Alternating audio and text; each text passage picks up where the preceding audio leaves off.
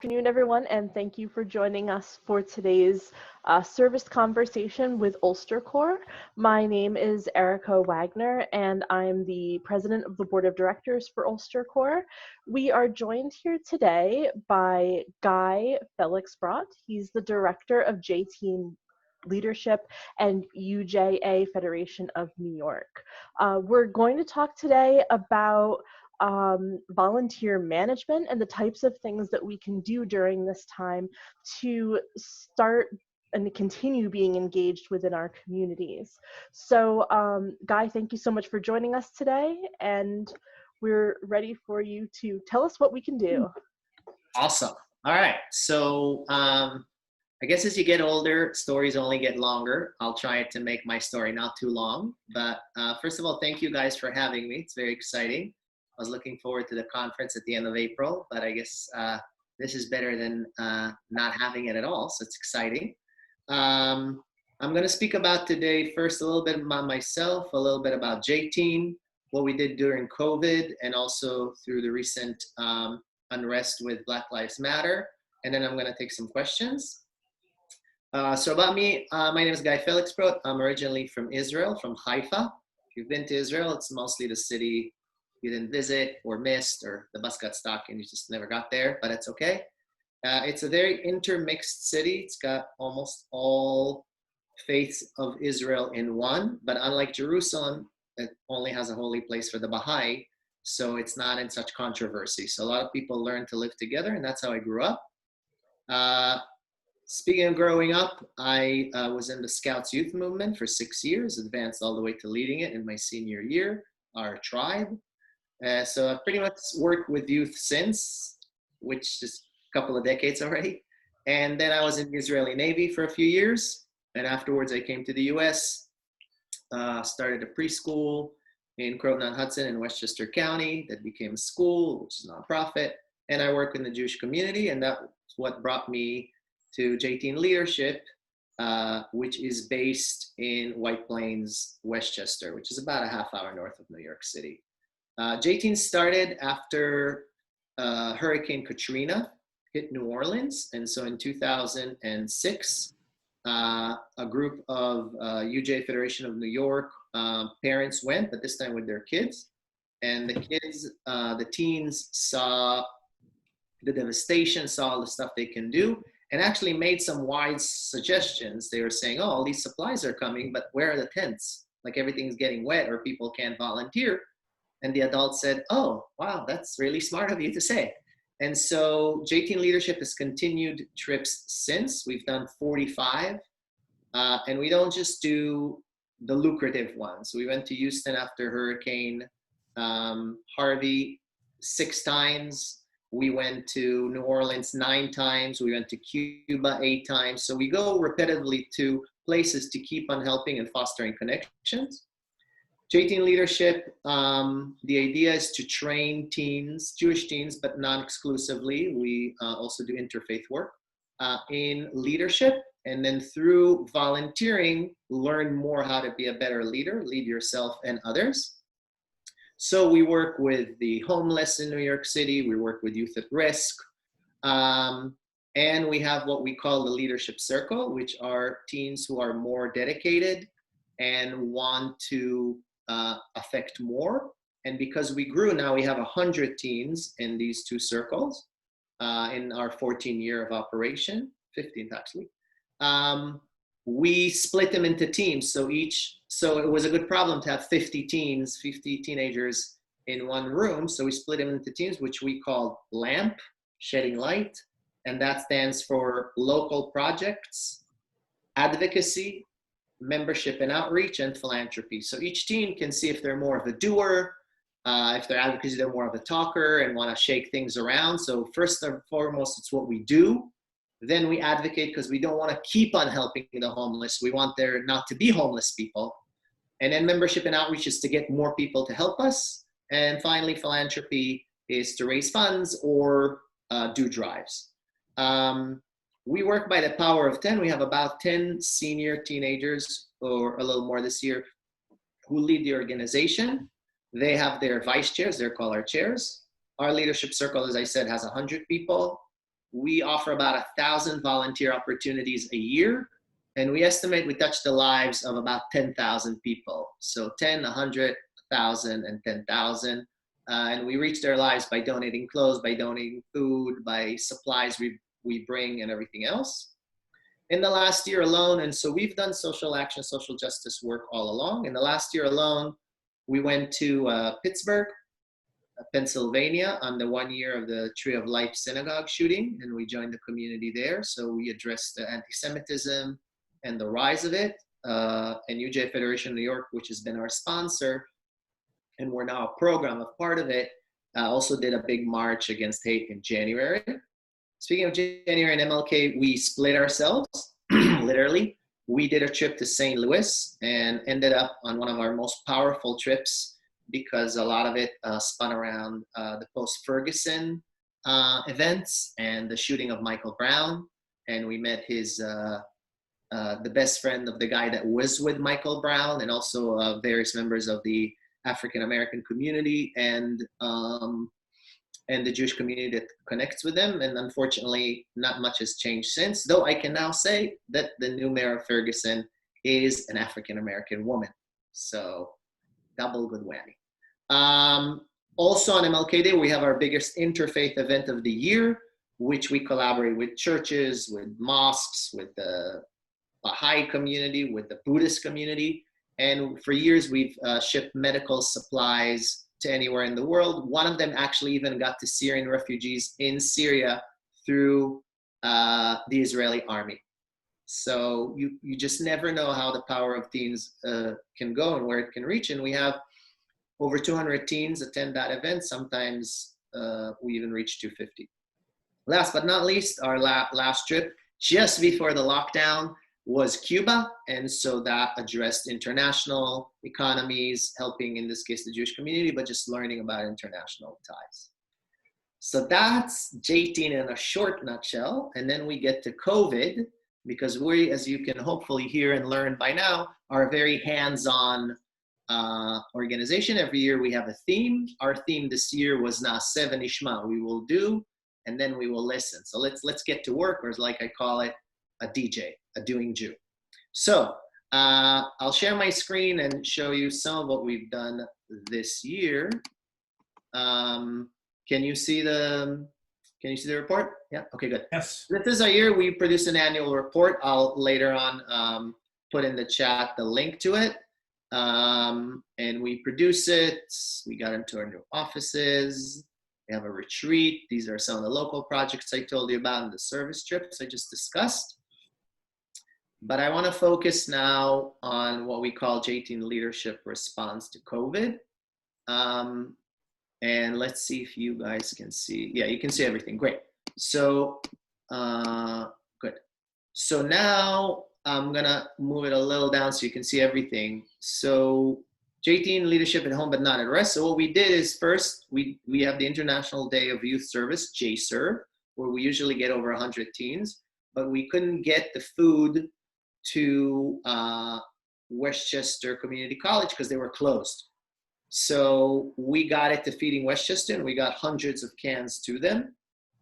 We immediately sprung into action an online tutoring program where young kids that were at home and didn't know quite how to handle the material and get help, our teens connected to them, and some of them said they were better than their teachers. We didn't tell their teachers that. And we also did outreach to the elderly. We called grandparents, we called members of the various community our teens belong to, and even sent them letters. Another thing is we joined an initiative called Chalk Your Walk, which was the idea of spreading good messages on your sidewalk, on wherever you go. So even people who were socially distanced and walked their dogs and everything were able to do it. We got our teens to share their talents, the beauty of Instagram Live. So we got cakes shared and recipes and how to do drawing, and even two teens collaborate on the successful attempt of how to make an egg, and they did it. And last but not least, we did our first ever J-Teen-a-thon, where 12 of our teenagers, each one for 10 minutes in a span of 2 hours, so 6 teenagers an hour, switched every 10 minutes, and they didn't run because the phone would move too much and they couldn't interact, let alone bike, but they spoke about why they're doing it, and out of it, we raised over $3,000 that went to fighting hunger and fighting COVID, and with the idea that COVID doesn't sleep and we need to get into action, and they did too. So that is what we did immediately. Then you'll see some of our affiliation and everything else, but I'll send the link later. Okay, so far so good. We can do a thumbs up if that works for people.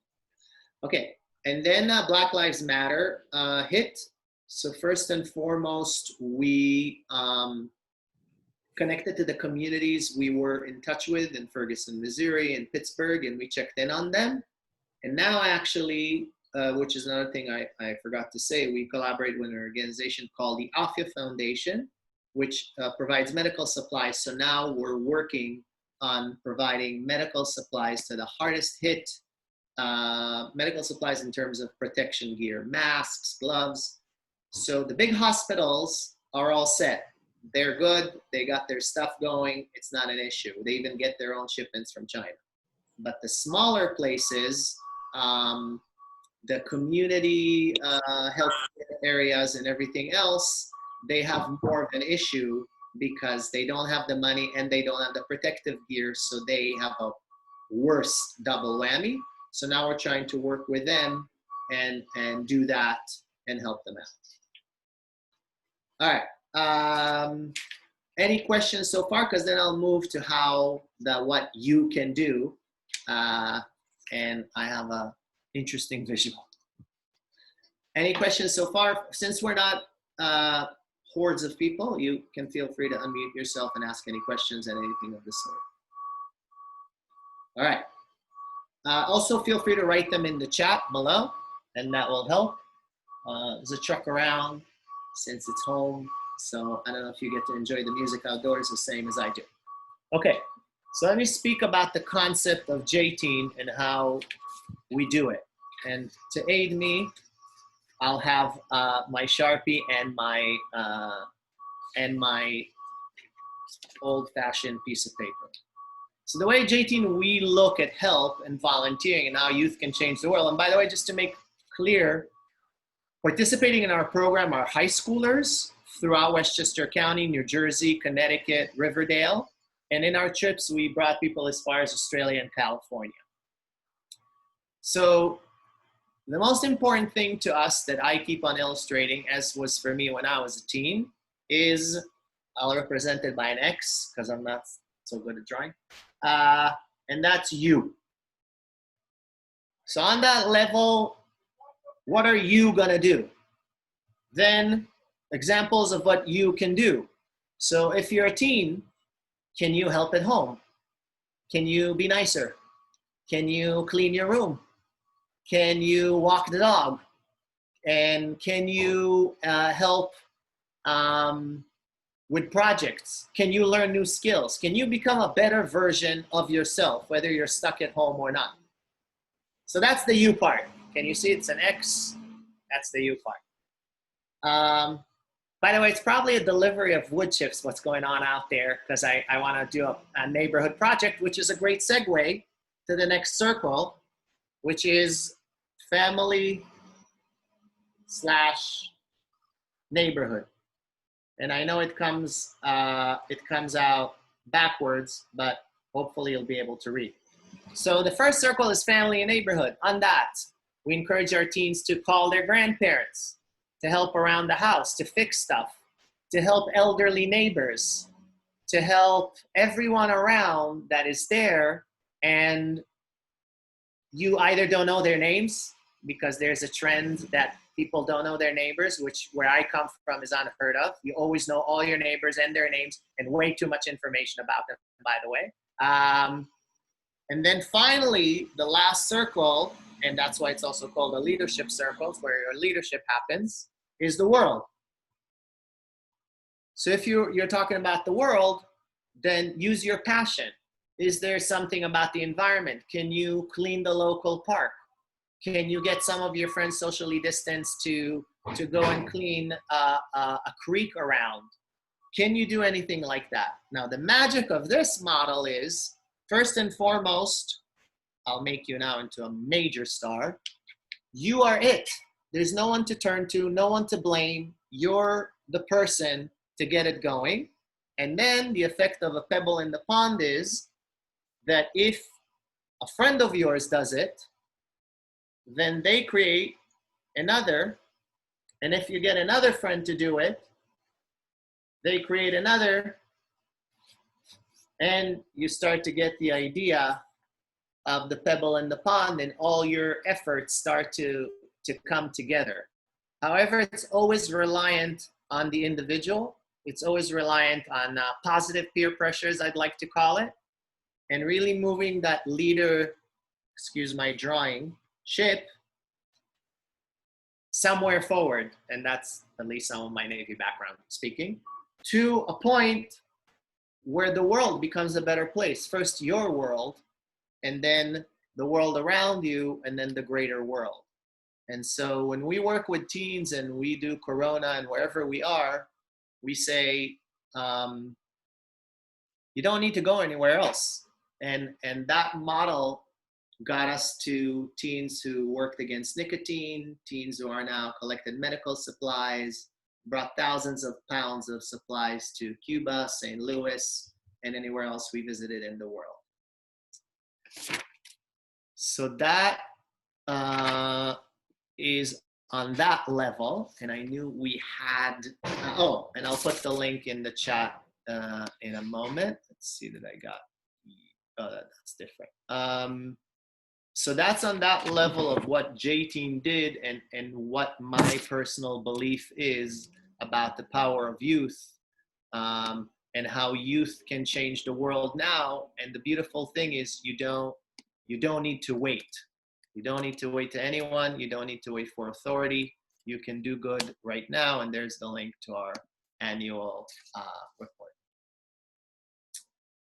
So at that, I think I spoke enough, and also hopefully just in time for the timeline that I got from both Beth and Erica. And I welcome your questions, your sharing, and also the couple of young people I see here with more or less critical looks to tell me how it hits you, or does it make sense, or how to start, or anything of the sort. And I'll take a drink of water. I have two questions. How do you find the young people who are being, getting involved in your organization? And how are you, how are you finding opportunities to engage with organizations virtually? Are you finding that easy or a little bit difficult? And are the teens doing this on their own, or as small groups virtually? All right, so that's 3 or 4 questions, but I'll try and answer. Sorry. Remind me if I forget. First, how we find them. I call us social action nerds. It's the people who geek out over helping, and they find each other. Our best bet is for them, if the program is good, and any teen who isn't looking at their phone and looks at you, you know that they're like, oh, okay, that's cool.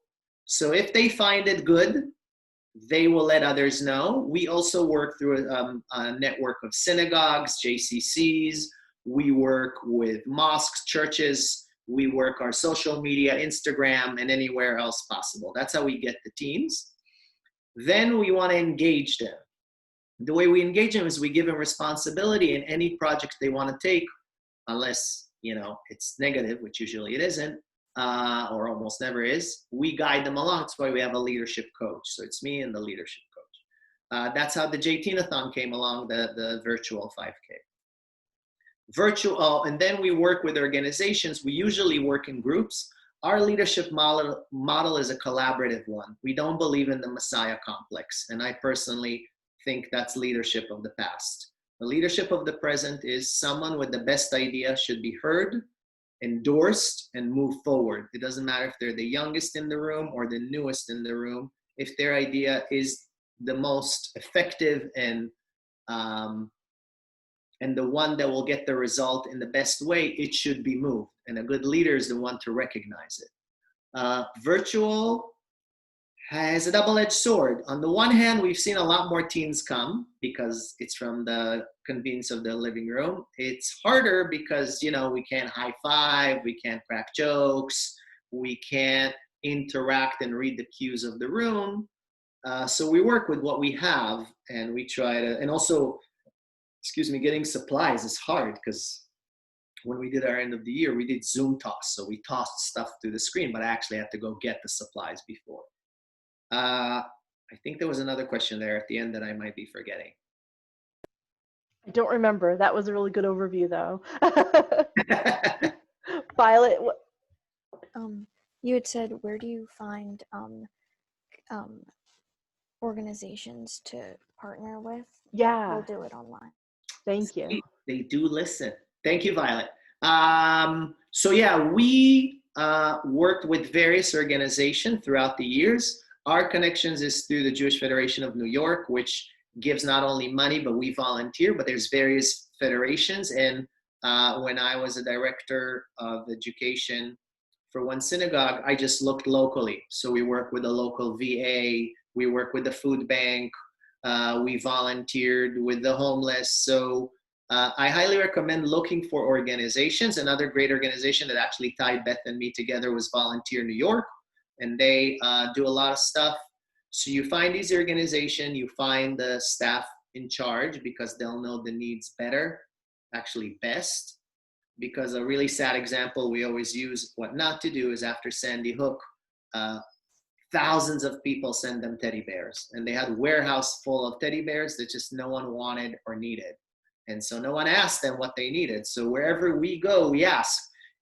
We went, it's a very sad story. We went, but everybody here is old enough. We work with a youth center for youth at risk, and girls got in there and they were sexually trafficked. And these girls were as young as 12 years old. And so we asked what you need, and they said these girls they actually were the ones who wanted stuffed animals because they had no childhood.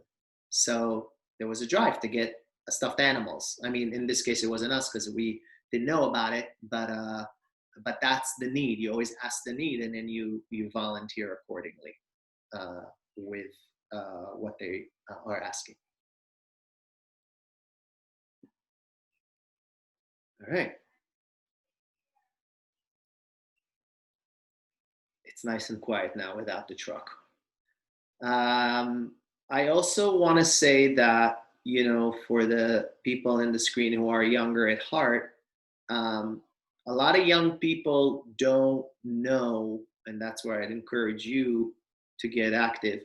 They don't know the power of them calling someone older, of them updating, of everything else. So if you sometimes make it clear to those around you and those you work with just how important and how crucial that phone call, that connection could be to someone who's either like my mom's cousin. She was by herself in the nursing home. She could see like her family through a fence, or other people. So if you call people, if you write letters, one of our teens that did it reflected how powerful it was and how much empowered she felt to make other people feel happy and engaged and everything else.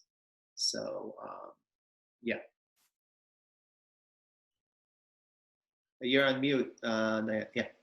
One of the issues that I often hear at UlsterCorps are liability insurance issues. What happens if a teen gets hurt or some other issue comes up? How do you handle that? What kind of program, or what do you pay for insurance? What happens with that?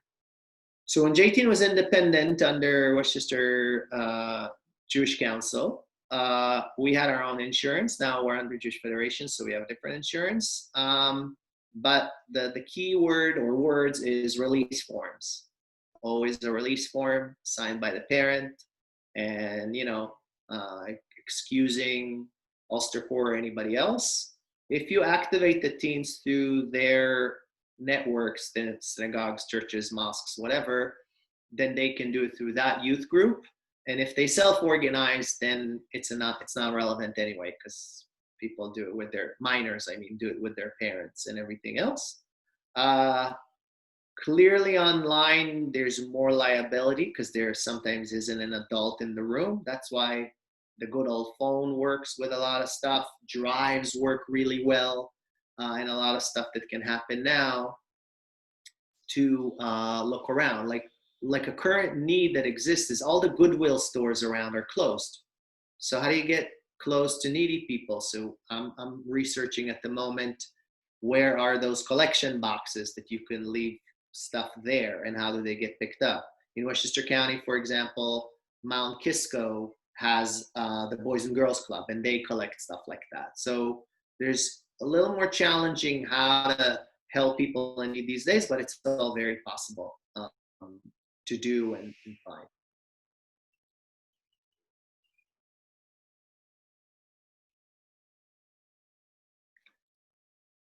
So any of the young people, do you have any questions?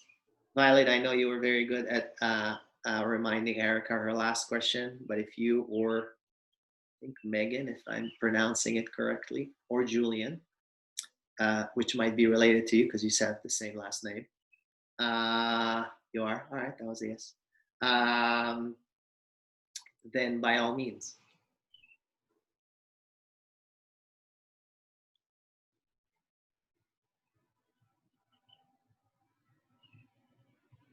I did want to say, I forgot to say that the socioeconomic background of all our teens is different.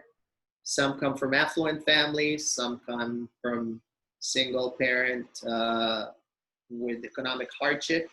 We have scholarship and we treat them all the same. So when they come, it's really their zest and their desire to help that rules the day, not their clothes, not their economic background, not even their knowledge. And we'll coach them. And I'm a firm believer that you will get out of an organization what you put into it. So that's what we work with the teens. And I personally do not babysit the teens. I take them where they want to go. And if they want to go very little, we'll go little. If they want to go very far, we'll go far. And I often quote Alice in Wonderland when she meets the Cheshire Cat and says, on the crossroad, which road should I take? And he says, well, where do you want to go? And she says, I don't care, or I don't know. And he says, well, then it doesn't matter which road you choose. And so to our teens, if they do want to choose a road and they do want to create more justice in the world, we help them on the path. But we help them. It's adult guided, teen-led, adult guided, not the other way around.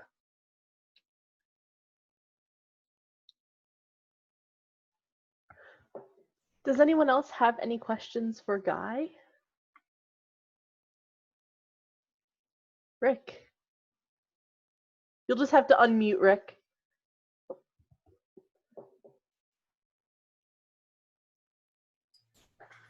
Guy, I wanted to leave this to the end because it's a little off topic, but I think you'll get the reason that I'm bringing it up. Give you an opportunity, if you cared to use it. It's something that's been on my mind for a long time, but in particular now with the coronavirus, you know, whatever crisis come along, are there opportunities? And I've been hearing about more talk about national service in our country. I'm hoping that that's one of the things that will be more strongly pushed before, during, or after this coronavirus. Any thoughts on your part about how volunteerism might be folded into national service? That's the first part. And the other thing that I was curious if you had any thoughts or advice about the way in which young people in particular can be introduced to the idea that volunteerism is not only a good thing to do, but it makes you as an individual a better person and happier, and how that can be sort of educated more than I think we do in the culture at the present time. Absolutely. I tried to kind of answer both. So for me, my shameless goal is gap year for kids. And it actually ties into your other part. A lot of colleges now are happier with kids after gap year. The unknown fact of most colleges graduation in the United States is at best they stand at 50%. One of every two kids is not going to finish college, because when I joined the Army, I was 18, but I was still very much guided and very much told what to do. A senior in high school, in June, they need to ask permission to go to the bathroom. In August, they got to clean that bathroom, if at all, and do whatever they want, wherever they are. So that shift is quite sharp in my mind. And it is no surprise that so many teens lose themselves in the process. So I'm a big believer in gap year. It makes the teen, the young person, see where they're at, see what they want to do and how they want to do it. And I believe that something leads to more something. So volunteering, if you know, a lot of schools do, which is what some of our kids come to us to begin with, and then hopefully stay for other reasons, the volunteering hours. And I think if there's always an encouragement for the teen to go and volunteer, they'll see just how much they can give no matter what age. And just like Martin Luther King said, everybody's great because everybody can volunteer. I really hope that there'll be a shift in this country towards that. It used to be the case, and I mean in form of a draft, but also in terms of national service. And it got canceled, if I am not mistaken, in the 50s. And then it was the Vietnam draft, but it's different. So I am a firm believer in that. Our teens become more empathetic, more confident, they're better public speakers, and they really feel that anything they can do to help others makes them a better person. So if there's any shift in that direction, just let me know. Oh, and you will see, speaking of letting me know, you'll see in the material our contact, and if anything else, which is personal on my end, you're welcome to contact me as well. But yeah, absolutely. I think that everybody on this call is people who care about volunteerism, and that's a great common denominator, regardless of age. It's something you just have to do. You know, in Hebrew, the word mitzvot is not command, is not good deeds. It's you're commanded to do good.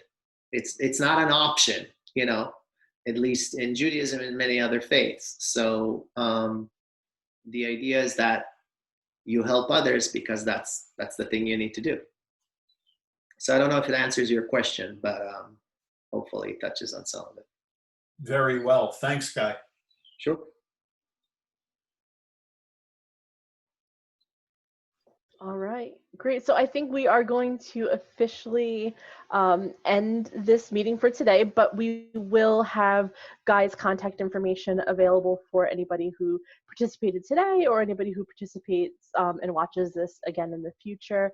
Again, we would love to thank Guy for your time today and your insight, and thank everyone who came to sit with us today in this conversation. My pleasure. Always Thank you. work with my neighbors. Thank you, Guy.